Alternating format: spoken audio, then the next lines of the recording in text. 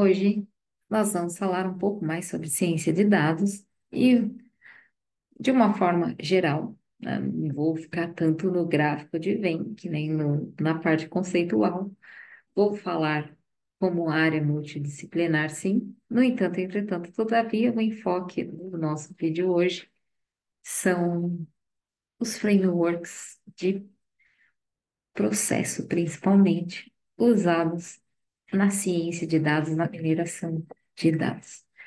Então, vamos ao nosso modelo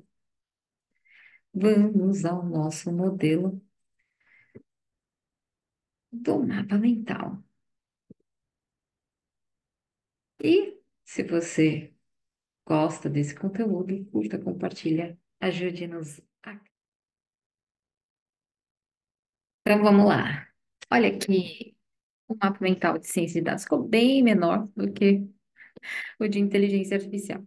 Então, o que que é? Qual o objetivo da ciência de dados? Primeiro, como área de conhecimento, ela envolve várias outras áreas de conhecimento, sem contar que ela vai atuar em cima de uma área de negócio, um nicho, um assunto em específico, sempre. A ciência daquele tipo de dado, né? Como grande área, quais são os dados que ela vai trabalhar? Dados voltados à probabilidade estatística, machine learning, aprendizado de máquina, a engenharia de software, os softwares em si e todos os seus cruzamentos. Tanto que no vídeo anterior, tá, que vai estar referenciado aí, nós colocamos também o gráfico de Venn. Bom, como área de conhecimento, qual o objetivo da ciência de dados? Extrair insights valiosos e conhecimento acionável de um conjunto de dados estruturados e não estruturados ou semi-estruturados, muitas vezes provenientes de diversas fontes, tá? Por meio de técnicas avançadas de análise estatística, programação, visualização de dados.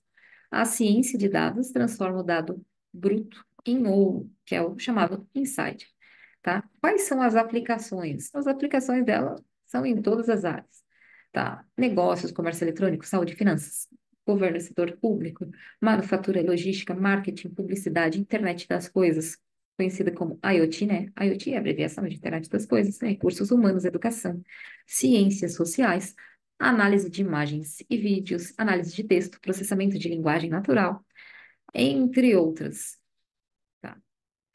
E quais as características da ciência de dados? Ela é uma área interdisciplinar com ênfase em dados, abordagem baseada em problemas, utiliza-se de algoritmos e modelos estatísticos, a tomada de decisão é baseada em evidência, ela foca, ela é iterativa e tem melhoria contínua e envolve transparência e ética.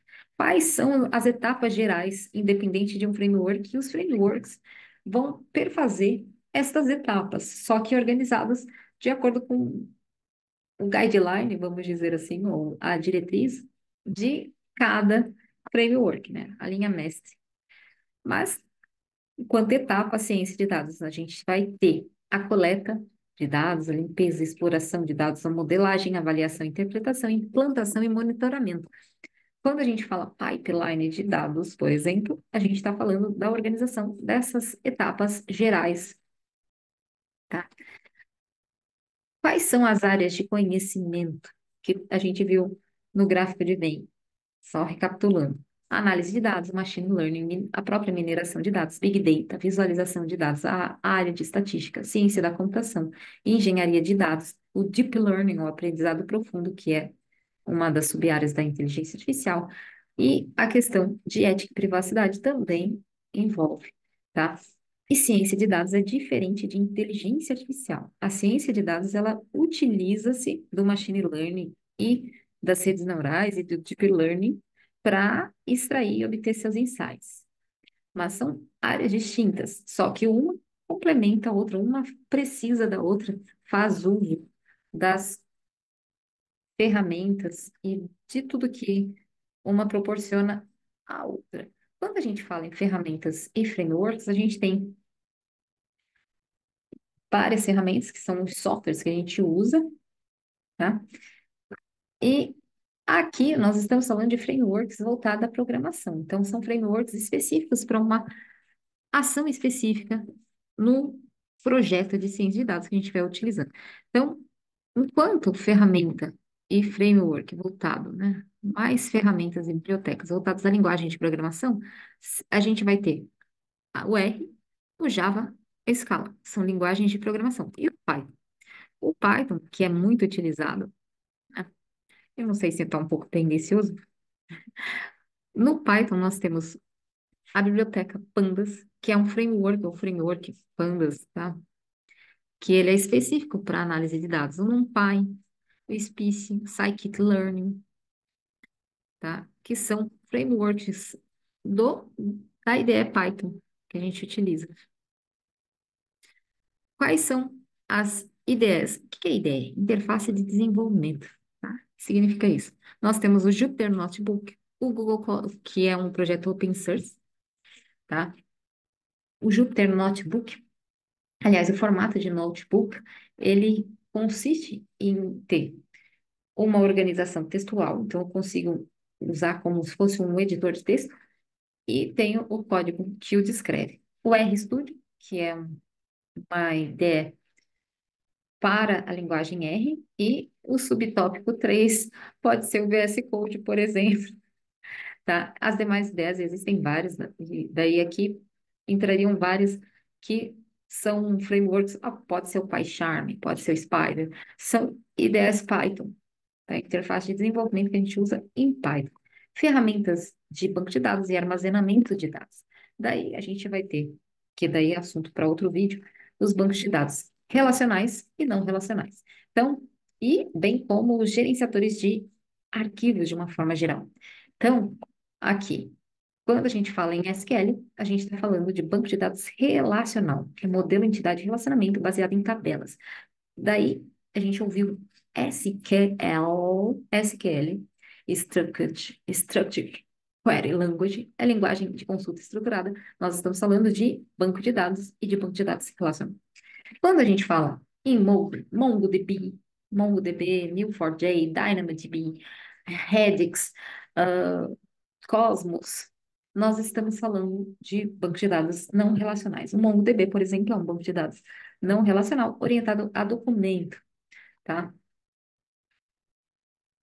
Não relacional, eles não seguem um modelo baseado em tabelas, em modelo entidade relacionamento. Normalmente, os não relacionais, eles utilizam arquivos semi-estruturados, modelos não semi-estruturados, ou lidam com dados também, ou semi ou não estruturados, tá? Mas isso é assunto para outro vídeo.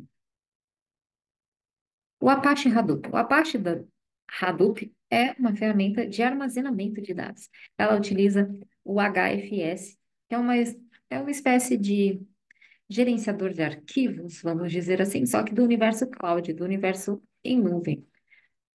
O Apache Spark. O Apache Spark é uma ferramenta de armazenamento de dados também, tá? Que é mais moderna. Ela faz o gerenciamento dos dados. Bom, ferramentas e ideias de visualização de dados, já que a gente está por aqui.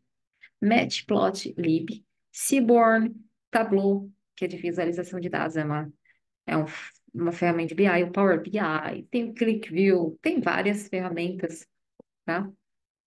Ferramentas e ideias voltadas ao aprendizado de máquina, inteligência artificial. Nós temos TensorFlow, Scikit-learn, o Keras. O Scikit-learn também foi mencionado ali, aqui em cima, porque é do Python. E agora vamos ao objetivo desse vídeo, aos frameworks e modelos de processos em ciência de dados. Nós temos como modelo de framework de processos, e daí eu vou deixar para falar de cada um deles, tá? Separadamente em outro vídeo, para o vídeo não ficar gigante. Nós temos o CRISP-DM, Cross Industry Standard Process for Data Mining, que é um processo organizado, né, para mineração de dados. O KDD, que significa Knowledge Discovery in Database, que é o processo de descoberta de conhecimento. Agile Data Science, tá? tem um vídeo, não nesse canal, mas no canal do Stat Dados, sobre a Agile Data Science. Foi um vídeo que eu fiz ainda na pandemia, era uma live. O Scrum, DevOps Model Ops. Em breve, nós vamos ter vídeos sobre CRISP-DM, KDD, Agile Data Science. Eu vou preparar também um- alguns vídeos. Scrum já tem nesse canal. DevOps precisa preparar. Model Ops com certeza também está na lista dos próximos vídeos. E tá aí. Se você gostou, curta, compartilhe, ajude-nos a crescer, a levar o conhecimento para todos. Gratidão pela paciência, obrigada por fazer parte desse canal. Até a próxima. Um beijo para vocês.